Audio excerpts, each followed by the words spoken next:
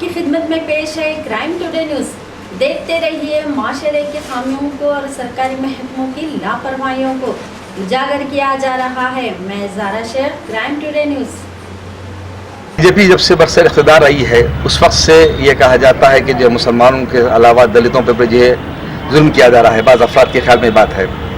और हुकूमत की तरफ से भारत रत्न भीमराव अम्बेडकर की 125 साल यौम पैदाइश की तकरीबात मनाई जा रही हैं और यह बताया जा रहा है कि जो है संघ परिवार बिलखुसूस बीजेपी के लोग उनके हम ख्याल हैं और हकदार तो यही हैं कि जो है उनके अफकार के वो हिफाजत कर रहे हैं। ये किस हद तक सही है आपके ख्याल में, आप वजाहत करें। जहाँ तक हिंदू धर्म या ब्राह्मण धर्म का ताल्लुक़ है, वो हमेशा से ये साजिश किया है कि अपने दुश्मनों को जब वो ज़ेर नहीं कर सकता तो उनको अपने में शामिल कर लेता है। तो इसीलिए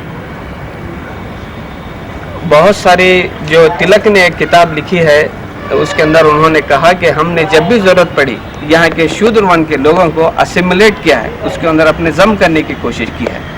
तो इससे पहले अगर हम भारत का इतिहास अगर देखें तो बुद्धा ने ब्राह्मण धर्म के ख़िलाफ़, वर्ण व्यवस्था के ख़िलाफ़ एक ज़बरदस्त तहरीक चलाई और वर्ण धर्म को ख़त्म कर दिया।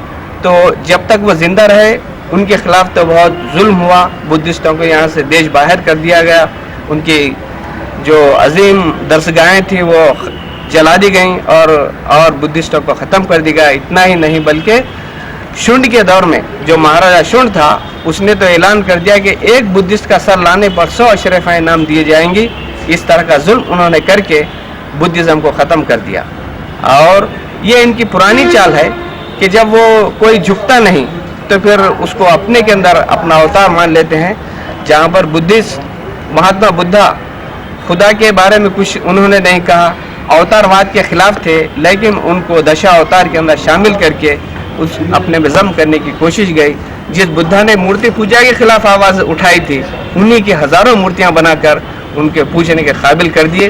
तो बाबा साहब अम्बेडकर जब तक ज़िंदा थे, जब वो कालाराम मंदिर में दाखिले के लिए जब उन्होंने तहरीक चलाई तो उनके लोगों पर लाठियाँ बरसाए, पत्थर बरसाए, लेकिन मंदिर में आने नहीं दिए। इतना ही नहीं, चौधार तालाब का जब तहरीक चली तो दलितों को तालाब में पानी पीने की इजाज़त नहीं थी, इसके लिए भी बाबा साहब अम्बेडकर को तहरीक चलानी पड़ी। फिर उतना ही नहीं, जब राउंड टेबल कॉन्फ्रेंस हुए 30, 32 और 31 और 32 में, 3 कॉन्फ्रेंस में भी इन्हीं हिंदू नज़रियात रखने वाले महात्मा गांधी और बहुत सारे लोगों ने, जस्टिस रानाडे जैसे लोगों ने जमकर मुखालिफत की। और अंग्रेज़ों ने जो हुकूक बाबा साहब अम्बेडकर को मुसलमानों की मदद से और मुसलमानों के कहने पर उनके तायद की वजह से जो दिए थे, गांधी जी ने उसको पुनः पैक्ट करके उन सारे हुकूक को ख़त्म कर दिया। वही लोग जो ज़िंदगी में बाबा साहब अम्बेडकर का जीना दुभर कर दिए, उनकी हर तहरीक को नाकाम करने की कोशिश किए, उनके हुक्म सबूल करने की कोशिश की, लेकिन वही लोग आज बाबा साहब अम्बेडकर को भारत रत्न का अवार्ड भी दे रहे हैं और उनको अपना रहनुमा मान रहे हैं। ये मैं तमाम हमारे दलित भाइयों से गुजारिश करता हूं कि आरएसएस की इस साजिश को वो अपने जहन में रखते हुए उनके चक्कर में ना आए, बल्कि बाबा साहब अम्बेडकर ने जो बात इंडियन कॉन्स्टिट्यूशन पार्लियामेंट को हवाले करते हुए उन्होंने कहा था कि we are entering age of contradictions, हम दौरे तजाद के अंदर दाखिल हो रहे हैं। इसलिए कि बाबा साहब ने कहा कि मैंने ऐसा कानून, ऐसे मसावात की बुनियाद पर ऐसा कानून बना है कि 1 मैन 1 वोट 1 वैल्यू, लेकिन ब्राह्मण धर्म इस बात को नहीं मानता।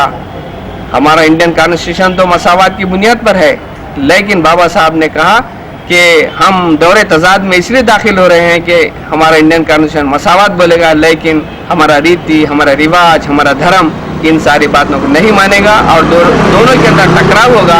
और टकराव के नतीजे के अंदर अपने फॉलोअर्स को उन्होंने पैगाम दिया था कि आने वाले दिनों में इस जो धर्म मसावात के ख़िलाफ़ है उसको ख़त्म करने के लिए एक लंबी कोशिश करनी पड़ेगी।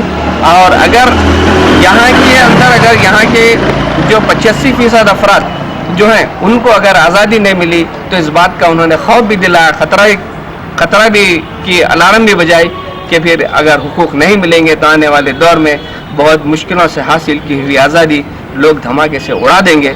اور اس دستور سے جب ان کا ایخان اٹھ جائے گا تو انہوں نے کہا کہ اچھا برا دستور بھی اچھے نتائج دے سکتا ہے اور اچھا دستور بھی برے نتائج نکل سکتا ہے. یہ اس کے امپلیمنٹ کرنے والوں کی نیت کے اوپر رہتا ہے.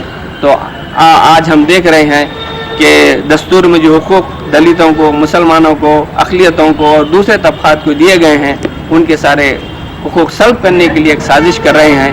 اور اس دیش میں صرف مسلمان ہی دکھی نہیں ہے بلکہ یہاں کے 85% عوام جو شودر ورن کے اندر ہیں، جو اتی شودر ہیں، وہ بھی پریشانی کی زندگی گزار رہے ہیں. یہ سارا معاملہ صرف برہمن دھرم کی وجہ سے ہے. آنے والے دنوں کے اندر جب کبھی مساوات کی، بھائی چارگی کی، ایکوالٹی کی تحریک چلے گی تو اس کا موٹیو، اس کا جو رویہ جو رہے گا وہ برہمن دھرم کے خلاف ہی ہوگا. اس بات کو محسوس کرتے ہوئے وہ یہ چاہتے ہیں کہ لوگ مساوات کا مطالبہ نہ کریں، انصاف کے لیے کوشش نہ کریں، بھائی چارے کے لیے کوشش نہ کریں. اس کے لیے ان کو سماج کو ہندو اور مسلمانوں میں تقسیم کر کے اپنے دھرم کی رکشا کرنے کے لیے وہ کوشش کر رہے ہیں. لیکن جب ہمارے